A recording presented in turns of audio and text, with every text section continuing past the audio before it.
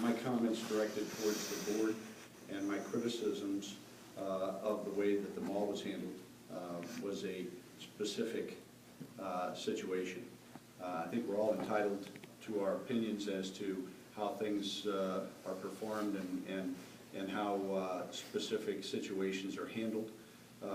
Obviously, the Board of Aldermen has had those same issues because many times they've been split 4-4. So I don't think that there's a problem with disagreeing. I believe that, you know, we are all here for the same purpose, and that is to serve the citizens of Crestwood. And I think that we need to remember that first and foremost, because as a board, you're not only elected in a ward to represent the people in your ward, but your decisions affect the entire city. And the same goes for the mayor. So I believe that if I have the opportunity to serve this community as mayor, that you know, I'll be talking with the alderman one-on-one, and we'll work out our differences, and we'll decide, you know, which direction we need to go to make this a better community. Thank you. And so in terms of my interaction with the board, you know, I made it a priority. It was a campaign priority. It was a campaign promise, and it was one that I followed up with. That's to bring a completely different tone to the board of Alderman meetings when I took over. And certainly, you're going to see times where you're going to have spirited conversations on something. But to be able to be that person that's level-headed, that doesn't, you know, really get excited when you've got, and I've had many people do it. I've had people do it at the podium for the mall issue. I had Mr. King do it when he wanted to put a bank building and do some other things over at Sackington Square. You know, I wasn't going to get bullied, and I wasn't going to be engaged in a shouting match, which a number of people have initiated on their side, but I haven't reciprocated. Even today, and you know, you can certainly do a request to see what it is, because I don't want to make too big of a deal out of it. But there was an alderman today that was asking some questions on something that happened last night at the meeting. And to me, the tone of the emails were a little bit agitated. I didn't think it was a tone that was really bringing anybody together. And so, you know, I tried to answer the question. He wasn't happy with the answer. And then my next email back was, you know, first thing we need to do is just relax just a little bit. And then I explained, you know, what I had read and what I had written. And then the last email that I received from him was, I didn't read it right, my apologies, thanks. So we were done. And so to me, it's bringing that tone, and it's not making reckless comments. It's not saying that the sky is falling.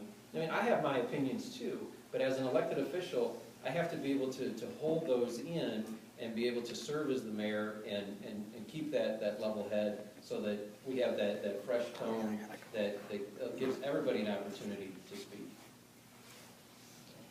Okay, last question. Well, there's two more, but mine is just about PGAB and Centrum, so I'm going to skip that.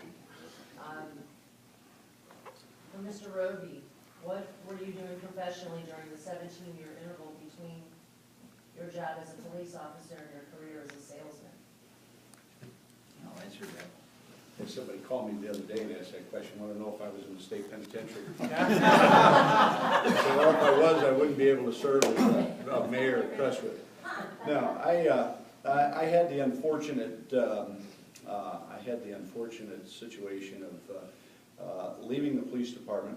Went to work for a manufacturer here in St. Louis called Hunter Engineering, and at the time had very young families. So when I left the police department at $14,000 a year, after 9 years, I thought I should have been making more. I left and went to Hunter Engineering for a substantial increase. And that was at the time in the early 80s, 80, 81, 82, when all of the car dealerships around the country were going out of business, and all the equipment that I was selling was in those dealerships was being offered on the used market, and I couldn't sell anything new, so I left and came back to St. Louis, and I owned my house here, and I went to work for the Central Industrial Supply Company that ultimately went out of business. It was a young startup company that just didn't have the financial backing to make it. So I went to work for the Owatonna Tool Company. Owatonna Tool Company got bought out by Seal Power, and they eliminated all of the sales positions for the previous Owatonna people. And from there then into the construction development industry. I worked for Richard Brick Company for 7 years up on North Union Boulevard, and left them to get out of the hood, and went to St. Charles Rock Road, where I worked for Midwest Products Group as architectural sales and development coordinator for 23 years. So, thank you. Thank you. Okay. Well, I appreciate your candor and your weathering the storm of questions and your time, and certainly your just responses in general. And I'm glad you were both able to